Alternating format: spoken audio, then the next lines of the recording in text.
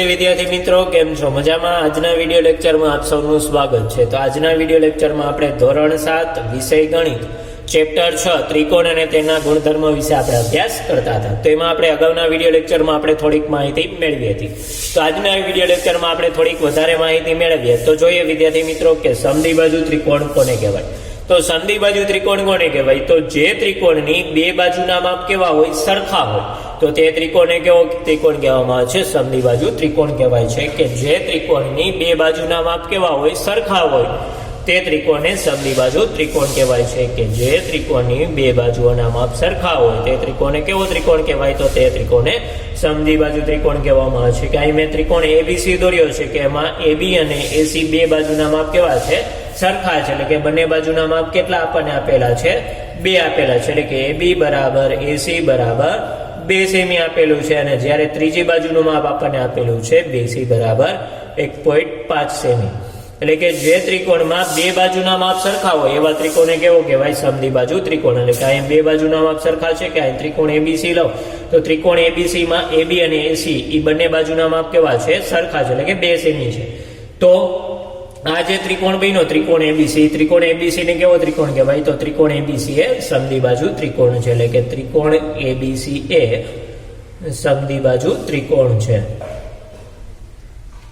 સમદ્વિબાજુ ત્રિકોણ છે કે ત્રિકોણની બે બાજુના માપ સરખા હોય તો એવા ત્રિકોણને કહેવાય સમદ્વિબાજુ ત્રિકોણ। ત્રિકોણ એબીસી માં એબી અને એસી બે બાજુના માપ સરખા છે તો ત્રિકોણ એબીસી એ કેવો થશે? તો ત્રિકોણ એબીસી એ સમદ્વિબાજુ ત્રિકોણ છે।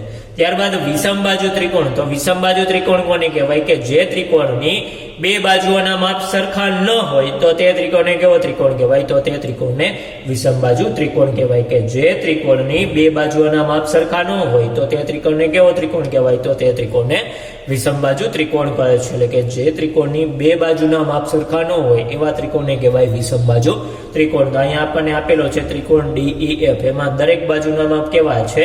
અલગ અલગ છે। એટલે કે બે બાજુના માપ સરખા નથી તો આવા ત્રિકોણને કેવું કહેવાય? વિષમબાજુ ત્રિકોણ। કે અહીં આપણને શું આપેલું છે? તો અહીં DE બરાબર આપેલું છે 2 સેમી, પછી EF બરાબર આપેલું છે 4 સેમી અને DF બરાબર આપેલું છે 3 સેમી। એટલે કે દરેક બાજુના માપ કેવા છે? અલગ અલગ છે। એટલે કે બે બાજુના માપ સરખા નથી તો ત્રિકોણ DEF કેવો ત્રિકોણ થશે? તો ત્રિકોણ DEF એ વિષમબાજુ ત્રિકોણ છે।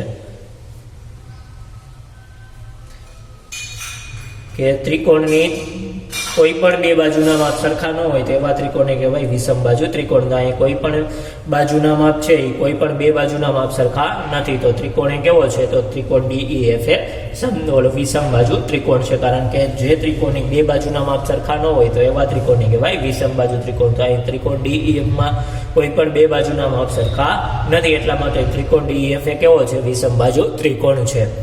ત્યારબાદ ત્રિકોણની કોઈ પણ બે બાજુના માપનો સરવાળો છે એ હંમેશા ત્રીજી બાજુના માપ કરતા કેવો હોય છે? હંમેશા વધારે હોય છે। કે ત્રિકોણની કોઈ પણ બે બાજુ લેશો એ કોઈ પણ બે બાજુના માપનો સરવાળો હંમેશા કેવો હોય છે? ત્રીજી બાજુના માપ કરતા વધારે હોય છે। કે પેલા હું આ બે બાજુ લઉં તો 4 + 2 કરીશ તો 6, તો 6 એ ત્રીજી બાજુ 3 કરતા કેવો થશે? મોટો થશે। એટલે કે 6 > 3 થશે। એવી જ રીતે હવે આ બે બાજુના માપ લઉં તો 4 + 3 કરીશ તો 7 એ બે ત્રીજી બાજુ 2 કરતા મોટું થશે। અને એવી જ રીતે હવે આ બે બાજુના માપ લઉં તો 2 + 3 કરીશ એટલે આવશે 5, તો 5 એ ત્રીજી બાજુ 4 કરતા મોટું થશે। એટલે કે આમ ત્રિકોણની કોઈ પણ બે બાજુના માપનો સરવાળો છે હંમેશા ત્રીજી બાજુના માપ કરતા કેવો હોય છે? વધારે હોય છે। એટલે કે આ MCQ માં પૂછાઈ શકે કે ત્રિકોણની કોઈ પણ બે બાજુના માપનો સરવાળો ત્રીજી બાજુના માપ કરતા કેટલો હોય છે? તો કેવો હોય છે? વધારે હોય છે, ઓછો હોય છે કે સરખો હોય છે? તો કેવો હોય છે? વધારે હોય છે। એટલે કે ત્રિકોણની કોઈ પણ બે બાજુના માપનો સરવાળો છે એ હંમેશા ત્રીજી બાજુના માપ કરતા વધારે હોય છે। ત્યારબાદ કર્ણ કોને કહેવાય? તો કર્ણ એટલે કે કાટકોણ ત્રિકોણમાં 90 અંશના સામેના ખૂણાને શું કહેવામાં આવે છે? કે આ જે 90 અંશનો ખૂણો છે તો એ 90 અંશને ખૂણાની સામેની બાજુને શું કહેવામાં આવે છે? કર્ણ કહેવામાં આવે છે। એટલે કે કાટકોણ ત્રિકોણમાં 90 અંશના ખૂણાની સામેની બાજુને શું કહેવામાં આવે છે? કર્ણ કહેવામાં આવે છે। અને ત્રિકોણ PQR આપેલો છે એમાં ખૂણો Q બરાબર કેટલા છે? 90 અંશ છે। તો આ ખૂણા ક્યુ 90 અંશ છે, તો 90 અંશની સામેની બાજુ કઈ થશે? તો પીઆર. તો પીઆર શું થશે? ત્રિકોણ પીક્યુઆર નો કર્ણ થશે. એટલે કે કાટકોણ ત્રિકોણમાં કાટખૂણો એટલે કે 90 અંશની સામેની બાજુને શું કહેવામાં આવે છે? કર્ણ કહેવામાં આવે છે. એટલે અહીં ત્રિકોણ પીક્યુઆર માં ખૂણો કેવો છે? કાટખૂણો છે. એટલે કે ત્રિકોણ પીક્યુઆર માં ખૂણો ક્યુ બરાબર 90 અંશ છે. તો 90 અંશ છે, તો એની સામેની બાજુ કઈ થશે? તો પીઆર થશે. તો પીઆર એ શું છે? ત્રિકોણ પીક્યુઆર માં કર્ણ છે. એટલે કે પીઆર એ ત્રિકોણ પીક્યુઆર માં કર્ણ છે. એટલે કે ત્રિકોણ પીક્યુઆર માં ખૂણો ક્યુ બરાબર 90 અંશ છે. તો 90 અંશની સામેની બાજુને શું કહેવામાં આવે છે? કર્ણ કહેવામાં આવે છે. એટલે કે કાટકોણ ત્રિકોણમાં 90 અંશની ખૂણાની એટલે કે 90 અંશના ખૂણાની સામેની બાજુને શું કહેવામાં આવે છે? કર્ણ કહેવામાં આવે છે. એટલે કે ત્રિકોણ પીક્યુઆર માં ખૂણો ક્યુ કેવો છે? 90 અંશનો છે. એટલે કે કાટખૂણો છે. તો કાટખૂણાની સામેની બાજુને શું કહેવામાં આવે છે? કર્ણ કહેવામાં આવે છે. તો ક્યુ ની સામેની બાજુ કઈ થશે? તો પીઆર. તો પીઆર એ શું છે? ત્રિકોણ પીક્યુઆર માં કર્ણ છે. એટલે કે કાટકોણ ત્રિકોણમાં 90 અંશના ખૂણાની સામેની બાજુને કર્ણ કહેવામાં આવે છે. ત્યારબાદ આવશે પાયથાગોરસના ગુણધર્મ મુજબ કાટકોણ ત્રિકોણમાં કે પાયથાગોરસનો ગુણધર્મ મુજબ શું થશે? કે કાટકોણ ત્રિકોણમાં કર્ણનો વર્ગ બરાબર એક બાજુનો વર્ગ પ્લસ બીજી બાજુનો વર્ગ. એટલે કે પાયથાગોરસનો જે ગુણધર્મ છે એ પાયથાગોરસના ગુણધર્મ મુજબ કાટકોણ ત્રિકોણમાં કર્ણનો વર્ગ એ એક બાજુનો વર્ગ પ્લસ બીજી બાજુના વર્ગના સરવાળા બરાબર થાય છે. તો અહીંયા કર્ણ કયો છે? તો પીઆર કર્ણ છે. તો આવશે પીઆર નો વર્ગ બરાબર એક બાજુનો વર્ગ લાવશે પીક્યુ નો વર્ગ પ્લસ બીજી બાજુનો વર્ગ લાવશે પ્લસ ક્યુઆર નો વર્ગ. એટલે કે પાયથાગોરસના ગુણધર્મ મુજબ કાટકોણ ત્રિકોણમાં કર્ણનો વર્ગ બરાબર એક બાજુનો વર્ગ પ્લસ બીજી બાજુનો વર્ગ. તો અહીંયા ત્રિકોણ પીક્યુઆર માં પીઆર કર્ણ છે. તો પીઆર નો વર્ગ બરાબર એક બાજુનો વર્ગ લાવશે પીક્યુ નો વર્ગ પ્લસ બીજી બાજુનો વર્ગ લાવશે ક્યુઆર નો વર્ગ. ત્યારબાદ આપણે જોઈએ સ્વાધ્યાય 6.1 કે સ્વાધ્યાય 6.1 માં પેલો પ્રશ્ન આપણને આપેલો છે કે ત્રિકોણ પીક્યુઆર માં ડીએ ક્યુઆર નું મધ્ય બિંદુ છે. કે અહીં ત્રિકોણ પીક્યુઆર આપેલું છે, એમાં ડી એ શું છે? રેખાખંડ ક્યુઆર નું મધ્ય બિંદુ છે. તો પીએમ શું થશે તે આપણે કહેવાનું છે. તો રેખાખંડ પીએમ ને શું છે? તો ત્રિકોણ પીક્યુઆર ના શિરોબિંદુ પી માંથી સામેની બાજુ ક્યુઆર પર દોરેલો લંબ રેખાખંડ છે. તો લંબ રેખાખંડ હોય તો એને શું કહેવામાં આવે? ત્રિકોણનો વેધ કહેવામાં આવે છે. તો શું થશે? એ ત્રિકોણ પીક્યુઆર નો વેધ છે, કારણ કે પીએમ એ સામેની બાજુ ક્યુઆર પર દોરેલો લંબ રેખાખંડ છે. આમ પીએમ એ શું થશે? ત્રિકોણ પીક્યુઆર નો વેધ થશે. એટલે કે એ ત્રિકોણ પીક્યુઆર નો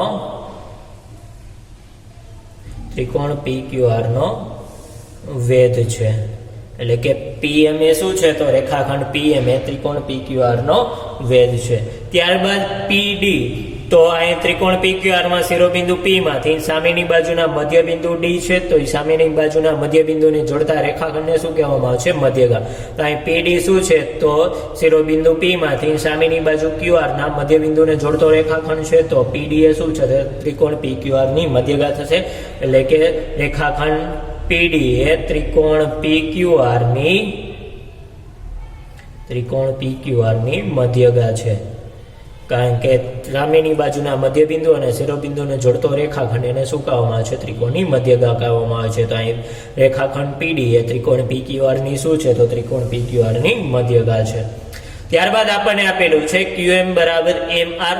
તો અહીં QM બરાબર MR થાય? તો ના, કારણ કે M એ QR નું મધ્ય બિંદુ નથી. જો M QR નું મધ્ય બિંદુ હોત તો QM બરાબર MR થાત, પરંતુ અહીં M છે એ QR નું મધ્ય બિંદુ નથી. એટલા માટે આવશે ના, કે QM not equal to MR, કે એ બંને સરખા નથી, કારણ કે QM છે એમ છે એ ક્યુઆર નું મધ્ય બિંદુ નથી. જો એમ ક્યુઆર નું મધ્ય બિંદુ થાત તો QM બરાબર MR થાત, પરંતુ અહીંયા એમ છે એ ક્યુઆર નું મધ્ય બિંદુ નથી. એટલા માટે QM બરાબર MR ન થાય. એટલે કે આવશે ના, QM not equal to MR છે. ત્યારબાદ આપણને બીજો પ્રશ્ન આપેલો છે કે નીચેના માટે કાચી આકૃતિ દોરો. કે નીચે જે આપેલું છે એ નીચેના માટે આપણે શું કરવાની છે? કાચી આકૃતિ દોરવાની છે. તો એમાં પેલું આપણને આપેલું છે કે ત્રિકોણ ABC માં રેખાખંડ BE શું છે? મધ્યગા છે. કે ત્રિકોણ ABC છે એમાં BE શું છે? તો ત્રિકોણની મધ્યગા છે. તો અહીંયા આપણે દોરીએ ત્રિકોણ ABC સૌપ્રથમ. તો ત્રિકોણ ABC આપણે દોરીએ છીએ સૌપ્રથમ.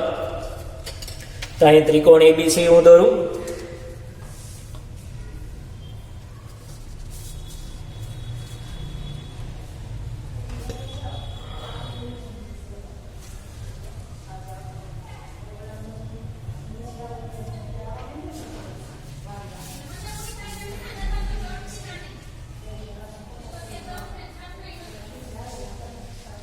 એટલે કે આપણે આ ત્રિકોણ પહેલા તો એબીસી દોર્યો, એટલે કે એને આપણે નામ આપી દઈએ, આ એ, આ બી અને આ સી. હવે ત્રિકોણ એબીસી માં શું કરવાનું છે? બીઈ મધ્યગા આપણને આપેલી છે. બીઈ એટલે બી માંથી સામેની બાજુ કઈ થશે? એસી. તો એના મધ્ય બિંદુને જોડતો જે રેખાખંડ રચાય એને શું કહેવામાં આવે છે? ત્રિકોણની મધ્યગા કહેવામાં આવે છે. તો અહીંયા તમે જોઈ શકો છો કે આ શું થશે? ત્રિકોણનું મધ્ય બિંદુ થશે. તો ત્રિકોણના શિરોબિંદુમાંથી સામેની બાજુને જે જોડતો રેખાખંડ છે, સામેની બાજુના મધ્ય બિંદુને જોડતા રેખાખંડને શું કહેવામાં આવે છે? ત્રિકોણની મધ્યગા કહેવામાં આવે છે. તો અહીંયા જે રચાશે એ શું થશે? બીઈ એ ત્રિકોણની મધ્યગા થશે. એટલે કે અહીંયા તમે જોઈ શકો છો કે આ ત્રિકોણ એબીસી નો શિરોબિંદુ બી માંથી સામેની બાજુ એસી ના મધ્ય બિંદુ ઈ ને જોડતો જે રેખાખંડ બીઈ રચ્યો એ શું થશે? રેખાખંડ બીઈ ત્રિકોણ એબીસી નો મધ્યગા થશે. તો અહીં આપેલી આકૃતિમાં, એટલે કે અહીંયા આપણે લખી શકીએ કે અહીં આપેલી આકૃતિમાં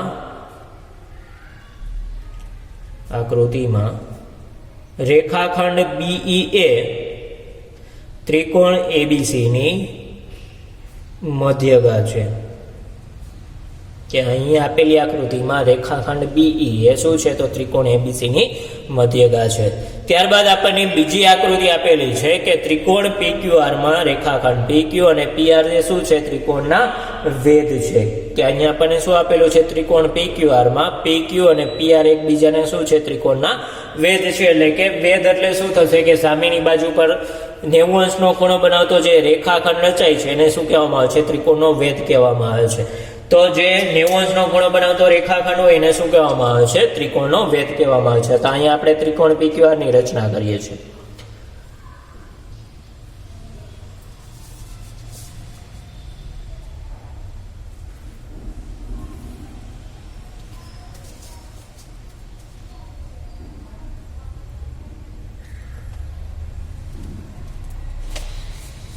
તો આ ત્રિકોણ પીક્યુઆર દોર્યો, આ પી, આ ક્યુ અને આર. તો હવે ત્રિકોણ પીક્યુઆર માં પીક્યુ અને પીઆર ત્રિકોણના શું છે? વેધ છે. તો આ પીક્યુ અને આપણે આને પી નામ આપીએ છીએ, આ પી, આ ક્યુ અને આ આર. એટલે કે ત્રિકોણ પીક્યુઆર આપણે આ મુજબ દોર્યો કે પી, ક્યુ અને આર. તો આ ત્રિકોણ પીક્યુઆર માં આપણને શું આપેલું છે? રેખાખંડ પીક્યુ અને રેખાખંડ પીઆર શું છે? ત્રિકોણના વેધ છે. એટલે કે 90 અંશનો ખૂણો બનાવે છે. તો અહીં તમે જોઈ શકો છો કે આ રેખાખંડ પીક્યુ અને આ રેખાખંડ પીઆર એકબીજા સાથે 90 અંશનો ખૂણો બનાવે છે. તો રેખાખંડ પીક્યુ અને પીઆર શું છે? ત્રિકોણ પીક્યુઆર ના વેધ થશે. તો અહીં આપણે લખી શકીએ કે કાટકોણ ત્રિકોણ પીક્યુઆર માં રેખાખંડ પીક્યુ અને રેખાખંડ પીઆર એ ત્રિકોણના વેધ છે. કે અહીંયા આપણે શું દોર્યો? કાટકોણ ત્રિકોણ દોર્યો. તો કાટકોણ ત્રિકોણ પીક્યુઆર માં રેખાખંડ પીક્યુ અને પીઆર એ ત્રિકોણના શું છે? તો ત્રિકોણના વેધ છે. એટલે કે અહીંયા આપણે જવાબમાં લખીએ કે કાટકોણ ત્રિકોણ પીક્યુઆર માં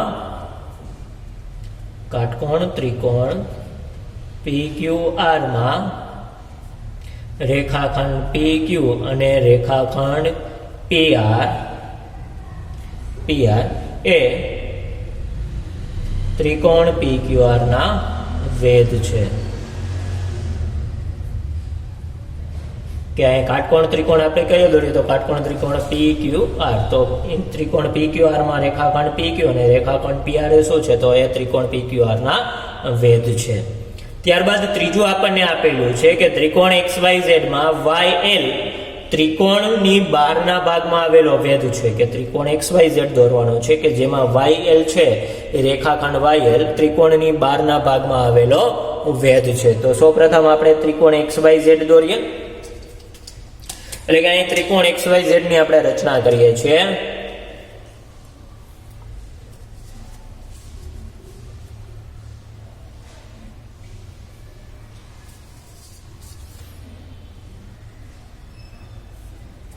એટલે આ ત્રિકોણ XYZ આપણે દોર્યો, આને નામ આપી દઉં આ X, આ Y અને આ Z. તો હવે ત્રિકોણ XYZ માં YL શું છે? તો ત્રિકોણની બહારના ભાગમાં આવેલો વેધ છે. વેધ એટલે કે સામેની બાજુ પર દોરેલો લંબ રેખાખંડ. સામેની બાજુ પર દોરેલા લંબ રેખાખંડને શું કહેવામાં આવે છે? વેધ કહેવામાં આવે છે. તો અહીંયા આપણને રેખાખંડ YL આપણને બહારની બાજુમાં એટલે કે બહારના ભાગમાં આવેલો વેધ કીધેલો છે. તો Y ની સામેની બાજુ કઈ થશે? XZ. તો એના બહારના ભાગમાં આવેલો આપણે વેધ દોરીએ તો આ મુજબ થશે.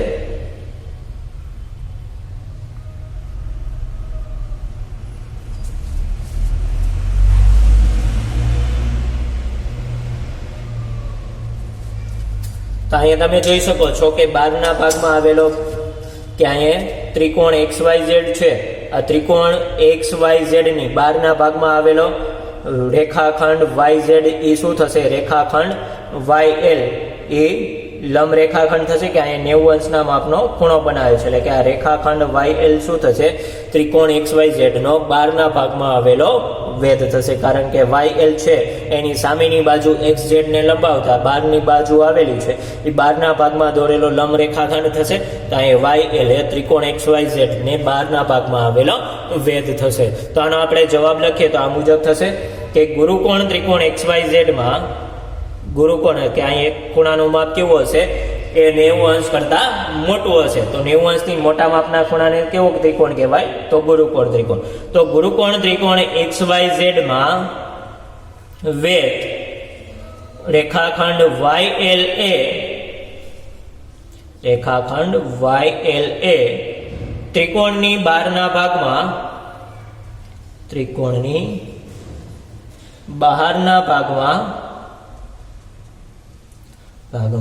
આવેલો વેધ છે.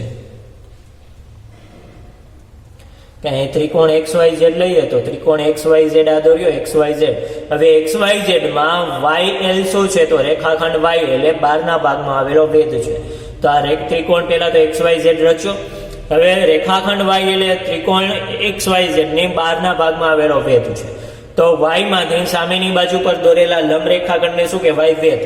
તો પરંતુ ત્રિકોણની બહારના ભાગમાં આવેલો છે. તો આ બાજુ XZ ને આપણે લંબાવશું તો એના ઉપર જે દોરેલો લંબ રેખાખંડ YL થશે એ લંબ રેખાખંડ YL ને શું કહેવામાં આવે છે? ત્રિકોણ XYZ નો વેધ કહેવામાં આવે છે. એટલે કે ગુરુકોણ ત્રિકોણ XYZ માં રેખાખંડ YL એ ત્રિકોણની બહારના ભાગમાં આવેલો વેધ છે. એટલે કે YL શું થશે? ત્રિકોણ XYZ ને બહારના ભાગમાં આવેલો વેધ થશે.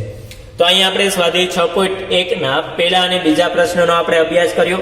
આવતા વિડીયો લેક્ચરમાં આપણે સ્વાધ્યાય 6.1 ના આગળના પ્રશ્નનો અભ્યાસ કરીશું. તો ત્યાં સુધી દરેક વિદ્યાર્થી મિત્રને જય હિન્દ, જય ભારત.